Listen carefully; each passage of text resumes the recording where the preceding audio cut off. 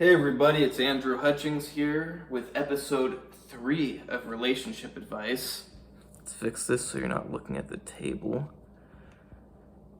I guess this angle is okay, but...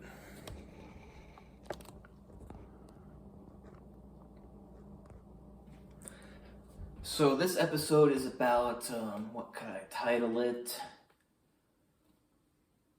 Not taking shit. And taking shit sometimes because we're all just human. What I mean by that is, you know how when you're in a bad mood, someone can say anything to you and you respond to them angrily or whatever? Maybe you get mad at them and you take your anger and you let it out on them. And you shouldn't, but you do.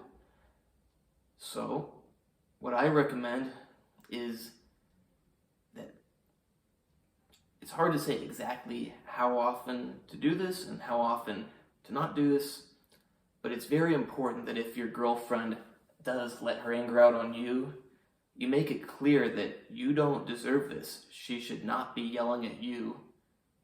It's not right. And hopefully you have the mental capacity to know why she's actually mad, and then you tell her, no, you're mad about this. And if it's her fault, tell her, be mad at yourself, not at me. If it's not her fault and it's just something that happened in life, just be like, yeah, I know you're mad about that or sad about it or whatever. Not my fault. Don't take it out at me. I don't deserve it. I'm not okay with it. But then sometimes, like say something really sad happened and she's letting her anger out on you, sometimes it is better just to let it slide. Probably, maybe she knows that she's not really mad at you, but because like sometimes if you're really sad about something, it's not going to make the situation any better to have someone tell you not to let their anger out on you. I'm not saying that she should be letting her anger out on you, but sometimes it's better just to let it happen, realize that, hey, I know she's not mad at me. I know. You don't take it personally and just realize that she's really sad and just try to help her feel better. But the other times when she's like not really sad and when it would not make it would not make her more sad and be insensitive, to tell her what I told you before, that hey, I didn't do anything, you're not mad at me, be mad at yourself, or be mad at so-and-so, or be sad about whatever. But yeah, if it's very strong sadness, possibly not the best idea, not the nicest idea. Probably a good idea to go get something tasty, or pet her, or hold her, or whatever.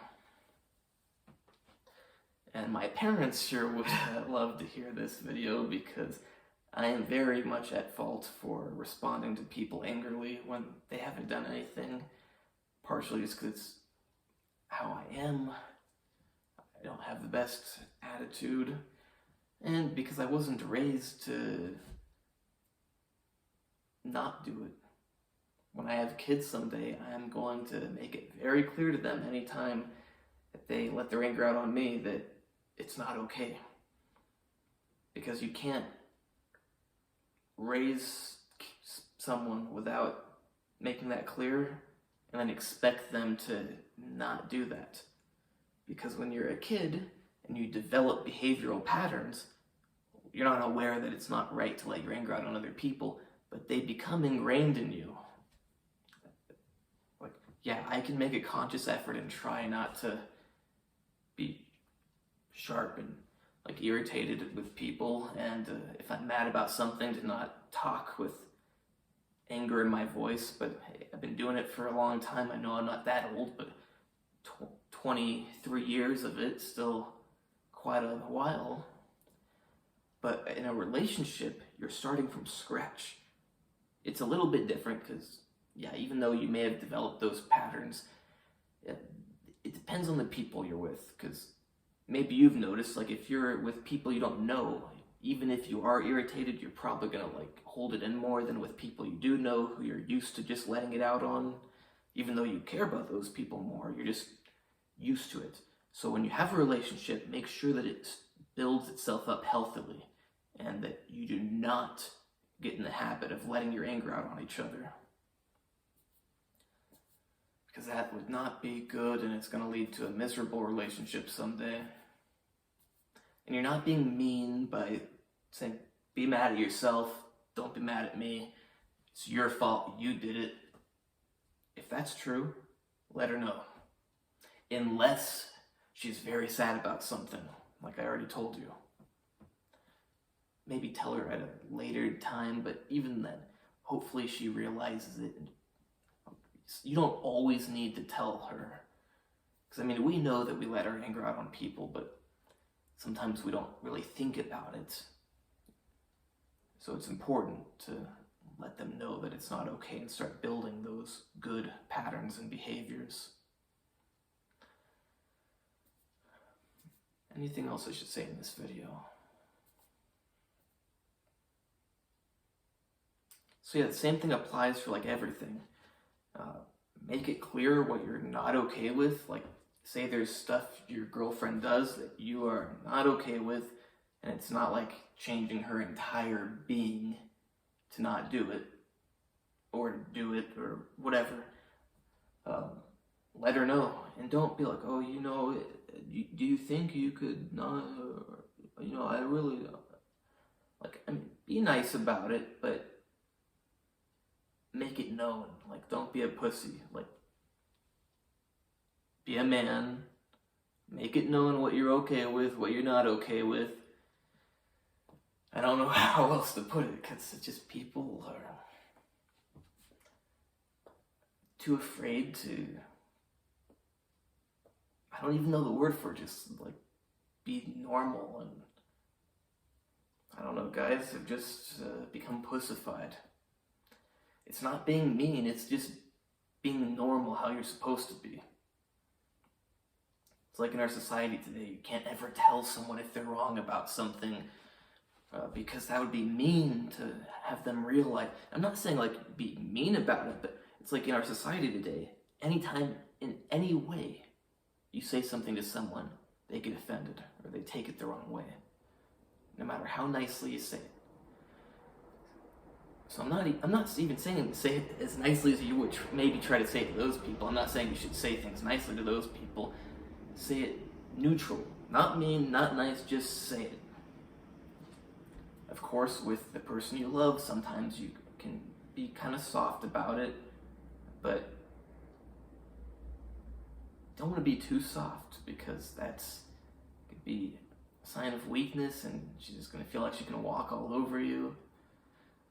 I mean, if she loves you, she's gonna hopefully not do that, but human nature does kind of, even if you love people, push you to do things that aren't the best if permitted.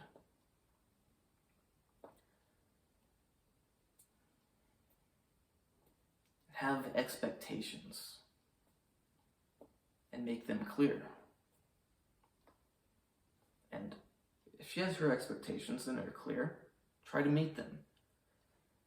And something else I'm thinking would be a topic for the next video. So yeah, don't take shit unless she's really sad, in which case it would be insensitive to tell her off. Don't be mean, but don't be too soft. Be neutral. Or add in a touch of meanness if you need to, because sometimes if someone's letting out their anger on you and you are just neutral, they're going to just keep letting it out. Sometimes you do have to react with an equal and opposite force. If they're yelling at you with this much energy, you got to respond back probably with this much or this much to overpower them. Now, I'm not saying start getting in a yelling match, and maybe you don't need to.